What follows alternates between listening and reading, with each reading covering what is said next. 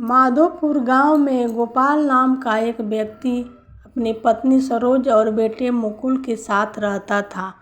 मुकुल उसकी पहली पत्नी का बेटा था, जो उसकी मां के निधन के बाद जन्मा था।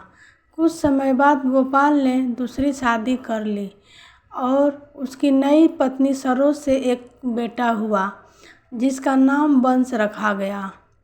शुरुआत में सब कुछ ठीक चल रहा था, लेकिन जैसे जैसे समय बीता, सरोज के मन में मुकुल के प्रति असुरक्षा और जलन घर कर गई।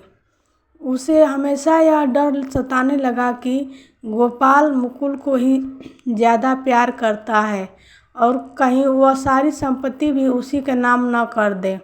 यह बात उसकी माँ बिमला ने भी हवा भर दी। वंश ही तेरा असली बेटा है, मुकुल तो सौतन का बेटा है। कहीं ऐसा न हो कि सारा धन मुकुल को ही मिल जाए।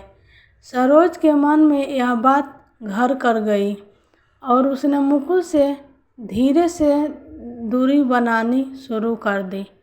पहले प्यार में कमी आई, फिर भोजन और कपड़ों में भेदभाव होने लगा। एक दिन मुकुल ने सरोज से दूध मांगा तो उसने साफ इनकार कर दिया, जबकि वंश को दूध पिला रही थी। समय बीतता गया और दोनों बच्चे बड़े होने लगे, लेकिन सरोज की ईर्ष्या खत्म नहीं हुई। उसने धीरे धीरे मुकुल को परिवार से अलग करने की योजना बनाई।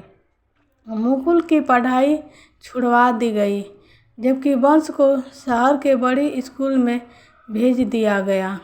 जब शादी की बारी आई तो मुकुल की शादी एक सीधी सादी गांव की लड़की आरती से करवा दी गई, जबकि वंश ने शहर की आधुनिक लड़की कनिका से विवाह किया।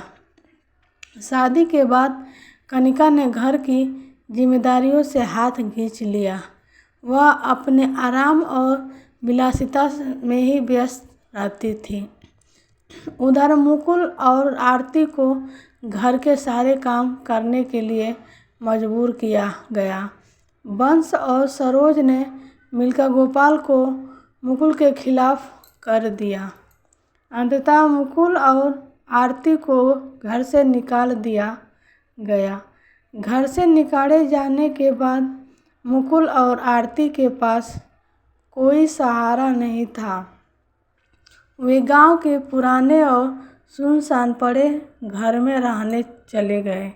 उन्होंने मेहनत करके अपने जीवन को पटरी पर लाने की कोशिश की, लेकिन नियति के पास उनके लिए कुछ और ही था।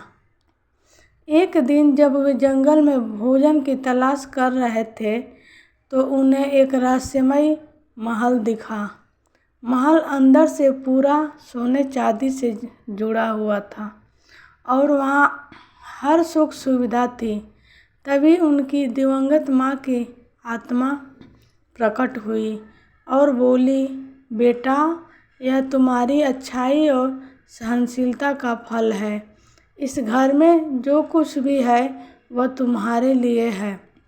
मुकुल और आरती ने इस वरदान को स्वीकार किया और खुशी खुशी वहाँ रहने लगे। दूसरी ओर वंश और कनिका का जीवन धीरे धीरे बर्बाद होने लगा। लालच और अहंकार ने उन्हें अंधा कर दिया था। उनके गलत फैसलों के कारण व्यापार डूब गया और उन्हें अपने पिता गोपाल को भी ठुकरा दिया। गोपाल और सरोज को अंततः घर छोड़ना पड़ा और उन्हें वृद्धाश्रम में रहना पड़ा। एक दिन मुकुल को वृद्धाश्रम से फोन आया कि वहाँ एक नया जोड़ा आया है। जब वह वहाँ पहुँचा तो देखा कि वे गोपाल और सरोज ही थे। गोपाल ने अपने किए पर पछतावा किया और मुकुल से माफ़ी मांगी।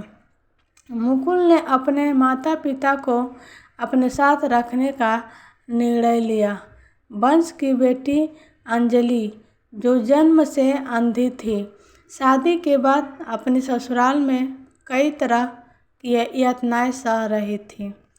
उसकी सास जानकी और ननद पायल उसे ताने मारती, काम करवाती और प्रताड़ित करती। उसका पति भी उसे नज़रअंदाज करता था क्योंकि वह किसी और लड़की से प्रेम करता था।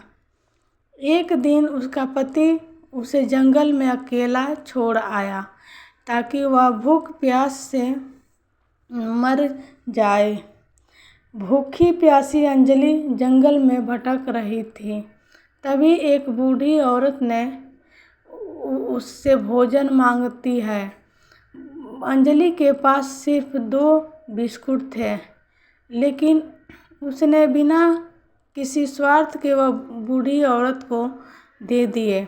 अचानक वह औरत देवी के रूप में प्रकट हुई और अंजलि को वरदान दिया, एक जादुई चश्मा, जिससे न केवल उसकी आँखों को रोशनी वापस आई बल्कि उसमें अद्भुत शक्तियाँ भी आ गई। अब अंजलि ने अपनी शक्ति से उन लोगों को सबक सिखाया जिन्होंने उसे सताया था।